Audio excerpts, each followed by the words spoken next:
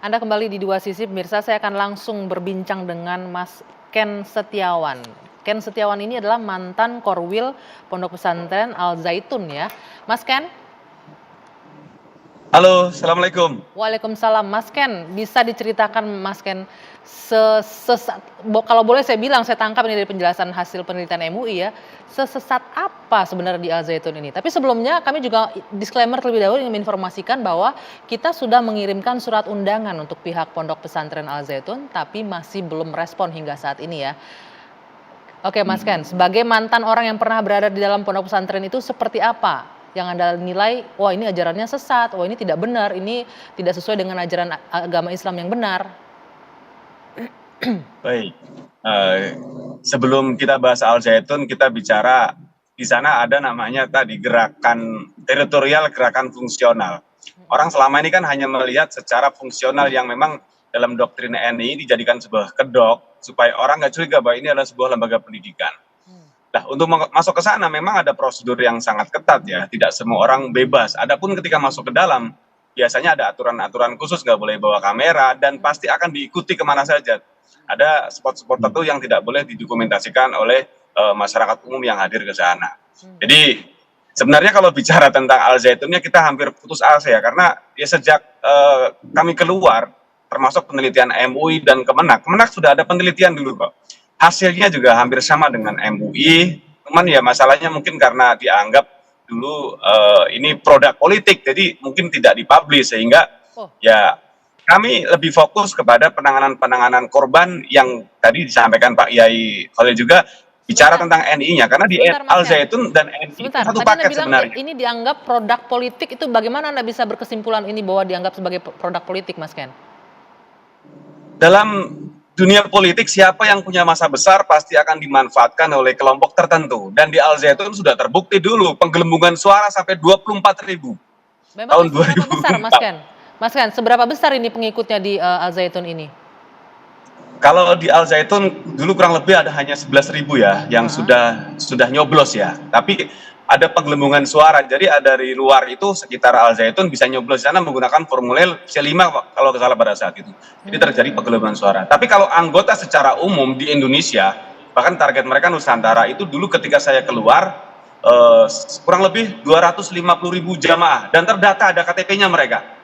Jadi mereka sudah punya struktur negara dari RT, RW, lurah, camat, bupati, gubernur sampai presiden. Di dalam lingkungan pondok pesantren itu? Bukan. Kalau NI-nya di luar, namanya gerakan teritorial. Jadi ini satu paket tadi sebenarnya hasil penelitian MUI, NI dan Al Zaitun satu paket tapi seolah-olah dipisah berbeda. Jadi supaya orang juga tidak curiga bahwa ini mau pesantren, kurikulumnya pakai Kemenak, nggak ada yang salah. Nah, tapi hasil penelitian yang menggunakan pola intelijen ini banyak fakta-fakta yang dari MUI sendiri sudah mendapatkan hasil temuannya, hubungannya bahwa Presiden NI ya pimpinan Panji Gumilang itu sudah jelas dalam penelitian MUI. Makanya kami melihatnya ini sudah berlarut-larut. Makanya kami sebenarnya pesimis kalau persoalan Al Zaitun, karena menurut saya Al Zaitun ini terlalu sakti. Ada tadi karena produk politik, ada tokoh-tokoh besar di belakangnya, sehingga mungkin dari Kemenak. Mas Ken, ini serius loh ini kalau Anda bilang ada tokoh-tokoh besar di belakangnya. Anda kenal dengan tokoh-tokoh besar ini dan Anda tahu tokoh-tokoh ini pernah terlibat langsung di sana, begitu? Mohon maaf, itu pas saya keluar seluruh pejabat negeri A sampai Z itu datang ke Al Zaitun semua. Menteri A sampai Z. Mas Ken, tahun berapa Anda di sana dan sampai tahun berapa? 2002-2003 saya keluar. Dan dulu ya itu tadi mungkin kita nggak tahu ya, pejabat itu tidak memahami apa sebenarnya Al Zaitun, mungkin hanya melihat pesantren besar 1.200 hektar, mereka datang melihat ini aset umat Islam, mereka nyumbang atau mereka bagian di dalamnya, kita juga nggak tahu karena memang kami kan hanya pasukan ya, pasukan perang yang kita melihat fenomena. Dan dalam doktrin kami itu seluruh pejabat sudah dibaiat NI semuanya, sudah disumpah. Sebentar lagi negara kita mau digulung, diganti dengan negara Islam. Bahkan ketika saya keluar dulu kan presiden di Indonesia kan Bu Megawati datang ke Al Zaitun, ini doktrinnya Ratu Balkis datang ke kerajaan Sulaiman. Jadi Al Zaitun seperti kerajaan Sulaiman, nanti Bu Megawati menyerahkan tahtanya kepada Panji Gumilang. Nah itu doktrin kepada kami dulu, dan itu masuk. Bagaimana Anda bisa menerima doktrin itu? Ini kan nggak masuk akal begitu ya. Bagaimana brainwash itu terjadi di dalam pondok pesantren Al Zaitun? Ya semuanya kan menggunakan dalil-dalil agama, menggunakan ayat-ayat kitab suci. Awalnya nggak masuk akal memang, tapi ketika semuanya menggunakan konsep dialog, bahasa kita dulu namanya dangdutan atau istilahnya pengkondisian. Misalnya saya gambarkan begini, dalam perekrutan NI itu satu korban 5 perekrut. Jadi korbannya misalnya laki-laki yang rekrut 5 perempuan cantik yang hobinya sama. Hobinya fotografi, kita siapkan perekrut yang 5 perempuan hobi fotografi. Dan dialognya awalnya menggunakan pengkondisian tadi dengan hobinya korban, kesukaan korban. Saya gambarkan pengkondisian begini, ada satu orang menjual kucing Anggora, ketemu dengan 5 orang yang pengen beli, nggak punya dana. Disetting bahwa ini adalah anjing. Orang pertama bertanya yang mau beli, wih anjingnya bagus ya.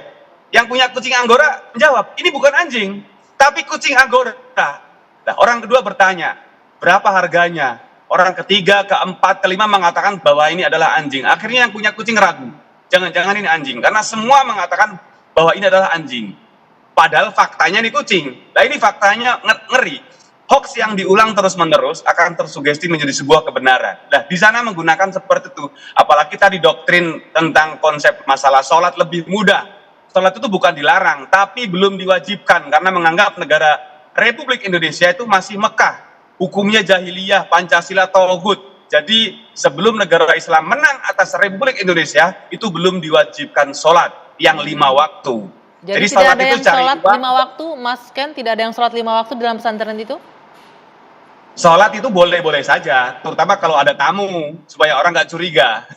Tapi dalam doktrinnya sholat belum diwajibkan, karena Indonesia masih fase Mekah atau fase masa jahiliyah, jadi belum tegak hukum Islam. Satu lagi, tadi hasil penelitian MUI menyebutkan ini konsep zakatnya memaksa begitu ya. Sepanjang pengalaman Anda di sana bisa menggambarkan nggak seperti apa pemaksaan pengumpulan dana mungkin atau zakat di sana? Ya, zakat itu kalau di NII itu ayatnya sodakoh, ambillah sodakoh. Jadi ya ada target 9 pos keuangan yang harus dipenuhi. Makanya banyak anggota baru, ya biasanya kan ada namanya proses pengakuan dosa, ada pembersihan dosa. Jadi ketika masih baru, misalnya usianya berapa? 20 tahun. Untuk nyuci baju, untuk nyuci badan, itu perlu odol, sampo, dan sabun. Republik Indonesia kotor, selama 2 tahun kamu harus cuci. Nominalnya harus lebih besar dari harga odol, sampo, dan sabun. Ada yang 10 juta, 50 juta, bahkan ada seorang mahasiswa yang nipu orang tuanya. Ini untuk berinfak membersihkan diri, nipu 300 juta, padahal ini adalah skenario.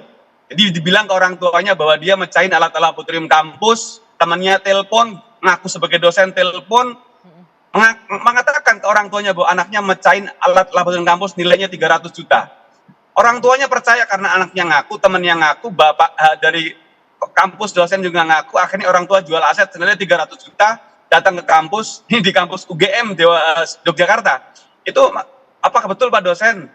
Anak saya mecahin alat tersebut. Ini sudah saya siapkan gantinya. Jawaban Pak dosen mengatakan membuat ibunya hampir pingsan karena menurut Pak dosen anaknya sudah drop out masuk ke kelompok NI Al Zaitun dan anaknya sekarang menjadi DPO di kampus karena merekrut kawan-kawannya. Jadi padahal menurut orang tuanya ini anaknya tadi ditelepon masih di kampus kok, gitu kan? Kata Pak dosen kalau memang di kampus ketemu dengan saya di ruangan, mari kita ketemu. Ditelepon di depan Pak dosen. Baik Mas Ken, yang saya tangkap jadi luar biasa ya bagaimana proses pencucian otak yang berlangsung di situ, Babe Haikal. Ini kalau kita lihat kan MUI sudah bergerak sebenarnya dan Kementerian Agama sebenarnya juga sudah bergerak, tapi faktanya dari 2002 sampai sekarang bahkan sampai viral lagi itu pondok pesantren masih beroperasional.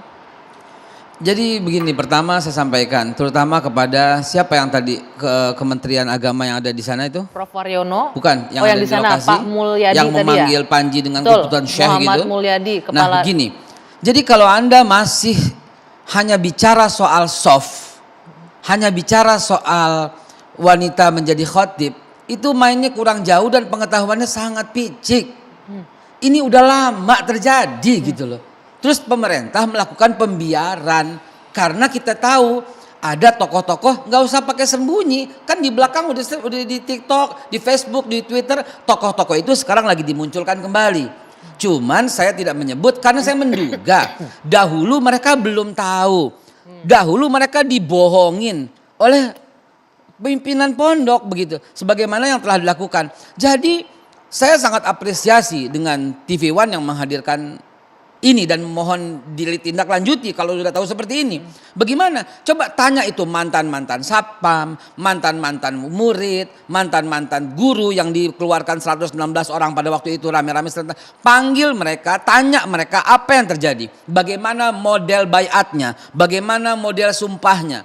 Jadi kalau cuma bicara soal soft, soal ini masih kulitnya gitu loh. Dan saya nggak habis pikir, kok berani di Indonesia menyanyikan lagu Avenue Salam Alaikum. Itu Avenue itu we bring dalam bentuk past tense, jadi we brought. Kami itu datang membawa Shalom Alaikum. Itu setahu saya itu dinyanyikan dalam rangka ibadah mereka Yahudi. Yang kedua, lagu itu dinyanyikan ketika misalnya sudah mau makan malam dalam perayaan besar. Yang ketiga, lagu itu dinyanyikan untuk kegiatan yang dimulai yaitu Freemason. Nah, itu semua dilarang. Itu semua dilarang di negara kita gitu. Oke, baiklah. Katakanlah pada 2002 itu mungkin karena belum ada media sosial yang masif seperti sekarang, nggak viral, jadi orang nggak notice, nggak tahu ya, Ustadz ya. Nah sekarang sudah rame nih. Tadi saya tertarik nih, Anda menyebutkan pembiaran oleh pemerintah. Saya mau ke Prof Waryono dulu. Prof, ini cukup keras nih kalau disebutkan oleh Pak Haikal Hasan bahwa ini pembiaran oleh pemerintah. Apakah benar demikian adanya jadinya? Ya, Mbak Anggi, seperti tadi disampaikan Mas Ken, kemudian juga Babe Haikal ya, ini bukan lulu persoalan Kementerian Agama. Kalaupun boleh disebut tadi gitu ya, Mas Ken juga menyebut ya, dan boleh juga tadi Pak Babe Haikal menyebut, boleh jadi para pejabat negara yang hadir itu tidak tahu. Maka hari ini gitu ya, kita Kementerian Agama mengumpulkan informasi selengkap-lengkapnya dari berbagai pihak dan juga kami mohonkan juga dari kementerian lembaga lain gitu ya, terutama para tokohnya, para pimpinannya untuk bagaimana kita bersama-sama membuat kebijakan yang padu terkait dengan hal ini. Karena Kementerian Agama hanya baru satu sisi.